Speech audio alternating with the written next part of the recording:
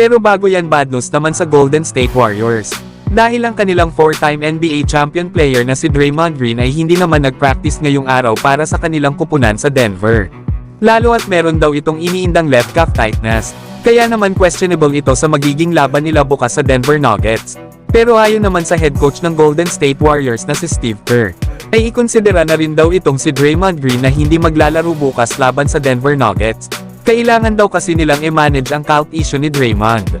Mahirap na rin kasi mga idol kapag lumala ang injury ni Draymond Green, baka lalong mahirapan ng kanilang kupunan na manalo. Lalo at sa ngayon ay nasa 4-game losing streak na sila. Isa pa ay nawalan din sila ng isang maaasahang role player at ito nga ay si DeAnthony Melton, na nagkaroon ng season-ending injury dahil sa kanyang natamong left ACL. Kaya panigurado na mahihirapan bukas ang Golden State Warriors laban sa Denver Nuggets. Lalo at isa si Draymond Green sa mga primary defender ni Nikola Jokic. Kaya sila Kevon Looney at Tracy Jackson Davis na muna ang aasahan ng Warriors para bantayan itong si Jokic. Nasa ngayon pa naman ay nakalisted si Stephen Curry na probable dahil sa kanyang iniindang knee injury. Pero panigurado naman na maglalaro ito bukas laban sa Denver Nuggets. Lalo at nasa pang-apat na pwesto pa naman sila sa standing sa West na may record na 12 wins at 7 losses. Kaya sana ay makabalik agad sa lineup ng Warriors itong si Draymond. Lalo at maganda pa naman ang kanyang pagsisimula ngayong season, na kung saan sa kanyang 19 games ay nag-a-average ito ng almost 9.6 rebounds, 6 assists, 1 steal at 1 block per game.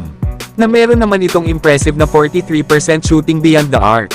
Samantalang trade offer naman ng Los Angeles Lakers para sa sentro na si Jonas Valanciunas dito sa Washington Wizards ay inilabas na ng Los Angeles Lakers. At ito nga daw ay nakasentro kana Gabe Vincent at mga future second round picks. Para daw kasi sa Los Angeles Lakers ay isang disappointment para sa Lakers ang mapag-sign si Gabe Vincent sa loob ng 3 taon na may halagang $33 million. Lalo at sa pananatili nito sa Lakers, lalo na last season ay matagal itong nawala dahil sa injury. At ngayong season naman, bagamat healthy na ito, ay nag-struggle naman si Gabe Vincent, especially na sa kanyang opensa. Kaya naman ay gagamitin na lang daw ng Lakers itong si Gabe Vincent bilang isang salary filler kasama ng draft compensation sa nasabing trade.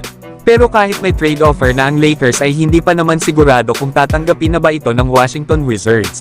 Na possible nga na antayin na muna nila bago ang trade deadline or next summer para sa mas better na trade package dito kay Jonas Valanciunas.